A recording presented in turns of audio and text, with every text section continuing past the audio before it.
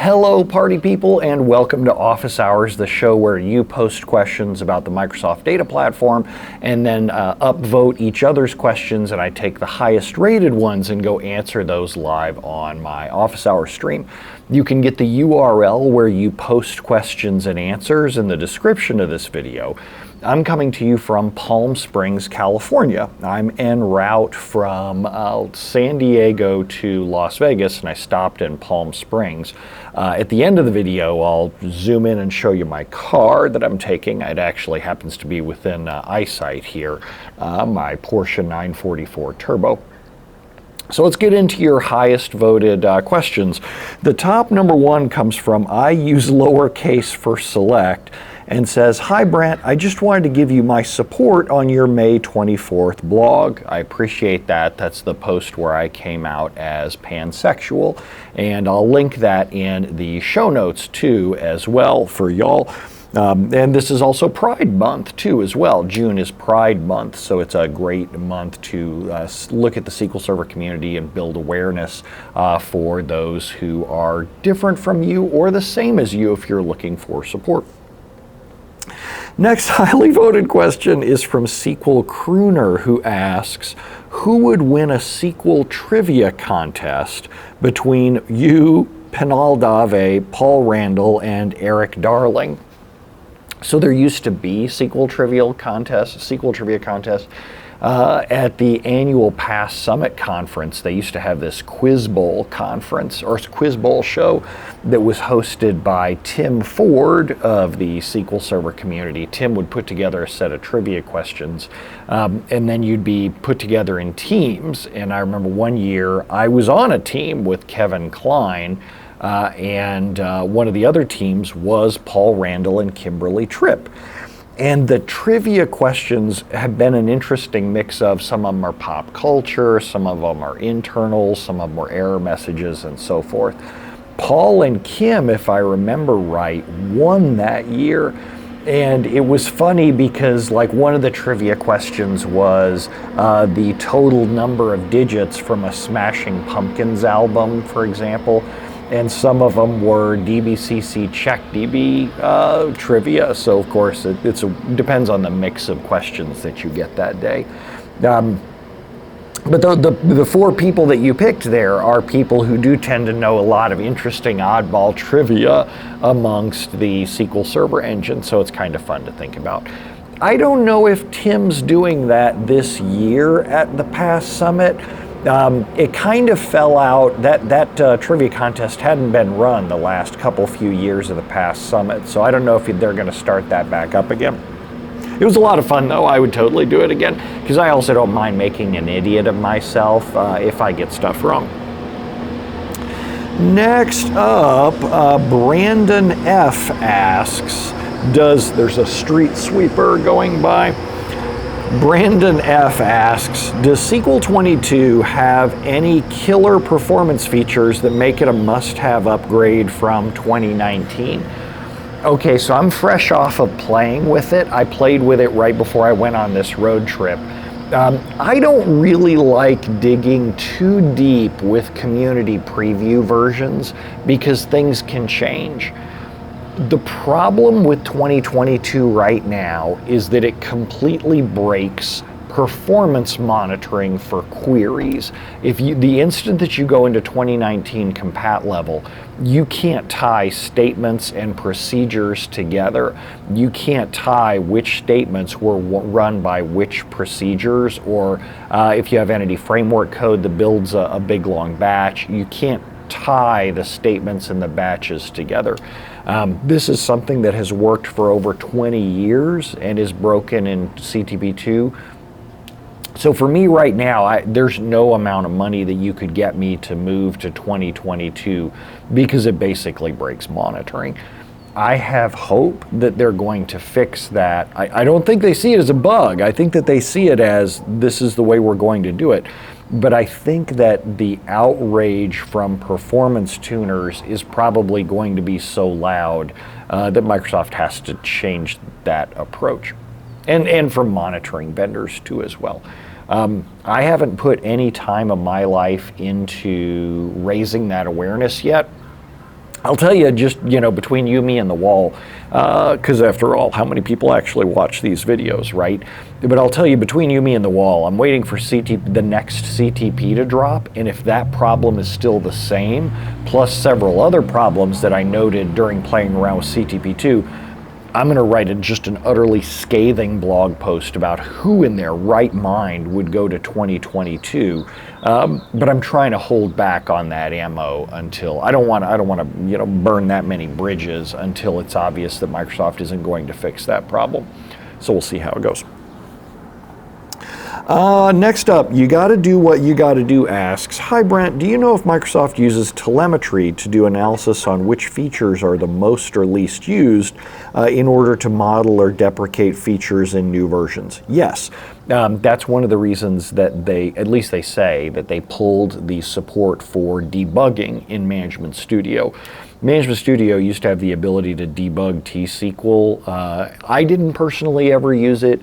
I don't know a lot of people who used it. It wasn't ever something that I taught, because when you step through the debugger, you basically held your locks open, so that was an utter showstopper for production. I didn't ever recommend anyone using that on shared servers. So because it was so rarely used, and it was such a pain in the rear in order to support, Microsoft said that they pulled the support from it from Management Studio 18, the 18 branch. There have also been cases where they said that they've added things to improve diagnostics to fix things based on what they saw from the telemetry as well. Next up, Too Much Spare Time asks, how much time, if any, do you spend running SP help text on systems, stored procedures, views, etc.? Zero. Absolutely none. And they go on to ask, what's the most interesting thing you've seen, or what kind of changes have you made? So my thing is whenever I do work on a SQL server, I have to be able to walk away from that SQL server and know that it's going to continue to function for years. My worst case scenario would be if a client paid me a sum of money in order to fix things, and then the very next cumulative update broke that whatever my fix was. They'd be like, Brent, your fix broke again. I do know consultants who do that kind of thing, who are like, now every time that you apply an update, you need to call me back in order to pay me to fix it. And they make it seem to the customer like they're fixing a Microsoft problem, when in reality they're just introducing recurring billing for themselves. I think that's slimy and sleazy. So I don't fix things by changing system objects, just because I don't want to be that consultant who is milking my clients for something that's just not necessary. Next up, Jacob says, hi Brent, you mentioned previously that you recommend turning off adaptive memory grants and scalar function inlining in 2019. Can you elaborate more on the problems you found with these features? Yes, and I do in my mastering query tuning classes. In my mastering query tuning classes, I spend about half an hour on each of those, showing where they work effectively and where they don't work effectively, and where you want to turn them on and why you want to, why turn them off by default.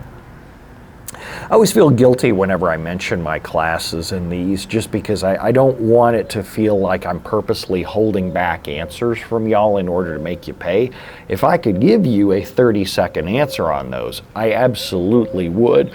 But the whole reason that I have training classes is that some things need more than a 30-second answer. Some things need hands-on demos. And that's where the training classes come in. If I could solve something for you for free, like think the SP Blitz scripts, SP Blitz cache, SP Blitz index, I absolutely am all about doing that. And hey, you're watching this for free, right? I mean, I want to solve your problems for free wherever I can. Next up, have you tried turning it off and on? Asks, we want to implement RCSI on a system that's got 10,000 batches a second, 4.5 terabytes, 7,000 live sessions to help reduce blocking.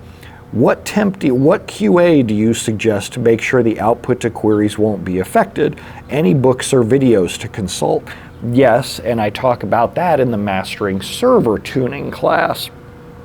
Well, let's stop for a second here and just talk about the specs on this server. 10,000 queries a second, 4.5 terabytes. At 10,000 queries per second and 4.5 terabytes, you shouldn't expect free answers anymore for this level of work. When you hit 10,000 batch requests a second, you don't want to just go and approach a server and make changes willy-nilly. You want to carefully think about things, instrument them.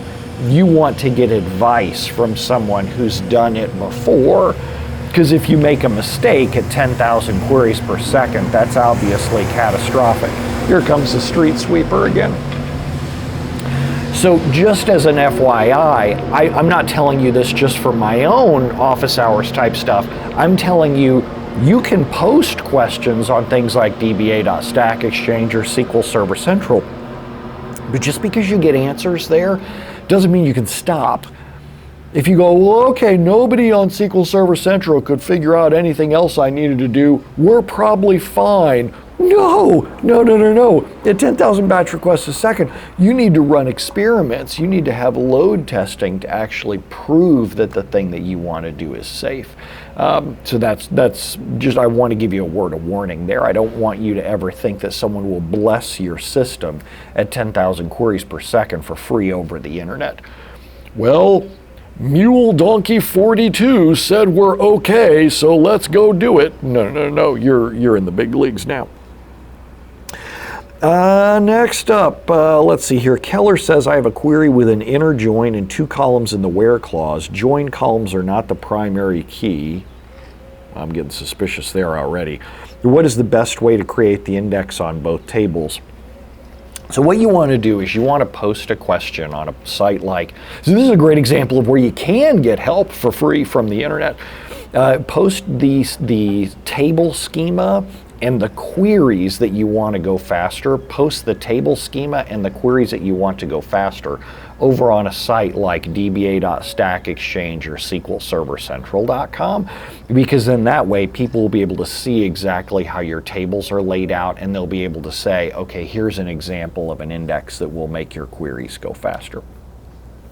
Because the person who's asking this is obviously not dealing with 10,000 batch requests a second. You can start to see how the world is a little different and where it makes sense to get free answers and where it doesn't. Also, at the same time, I can't give you the right indexes without seeing the table structure. It's not that I won't do it. I absolutely do that as part of consulting. You don't want to hire me for that. Go to dba.stackexchange or SQLServerCentral.com and post that schema there. Edward asks, the auto numbering for an identity column got inserted late. Oh, the next number was inserted before the actual number should be inserted. For example, ID number 1 was inserted at 1 second, and ID number 2 was inserted at 1 second and one extra ID number 1 went in with 1 second and 1 millisecond. ID number 2 went in with just 1 second and no milliseconds. I'm paraphrasing because you can't see the exact times he put in. How is this possible? Is it something to do with disks? No. So what you're using here in yours is an example with, you're using not just seconds, but sub-millisecond granularity. My guess is that you're using date time and not date time 2. Date time isn't exact. Date time 2 is more exact based on the data types that you're putting into your question. I'm guessing that you should be using date time 2 if you really truly care about that. However, even having said that, identities don't necessarily tie in to the exact millisecond level of precision. You can't guarantee stair-stepping of ID number 1 and ID number 2 and ID number 3 will always go in first. I'm trying to think of another example that I've seen with it. Where around transactions, where someone was using a get date variable, where they set a variable, but then they inserted the row later, and the timing under a heavily loaded system, the date of the time where you got the get date versus the time that you did the insert can have varying amounts of time based on CPU scheduling, how many other tasks are on the same cores. So there you go. If you absolutely need the IDs to go up in exactly the same order as date times. First, make sure you're using date time 2.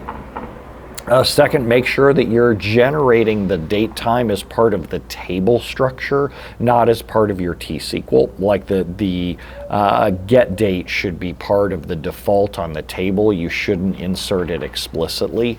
And then make sure that you're not doing complex inserts across multiple tables, like you have foreign child or foreign key integrity, where SQL Server has to go and check that stuff. That should pretty much get you pretty close. All right, next up, let's see here. Oh, it's the last one. Preben says, in your training classes, do you touch on the subject of using apply instead of join in order to force a specific query plan? If yes, what training? Okay, first start with fundamentals of query tuning.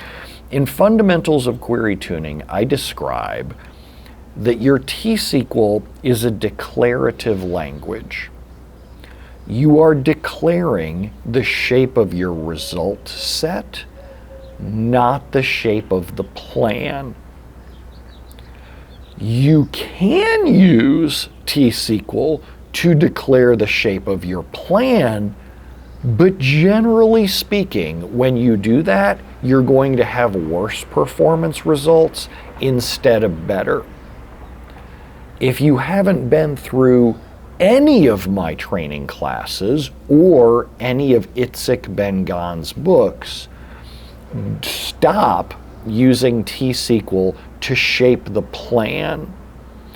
Either start going through my training classes or Itzik Ben-Ghan's books. Both of those are great approaches. Erik Darling's training would be another example if for some reason you don't like me.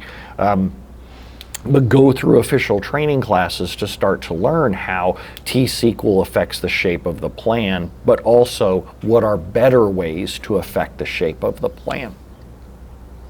I get really nervous when I see people say things like you should use apply because it produces these kinds of joins, or you should use nested loop hints, or you should use hash join hints or something, because they think that they know better than the query optimizer. And then what they're really doing is they're building technical debt that never goes away. You're piling up this technical debt because you're constantly forcing SQL Server into specific execution plans, when in reality your data keeps changing. The data distribution keeps changing. The SQL Server version that you're on keeps changing. The hardware that you're on keeps changing.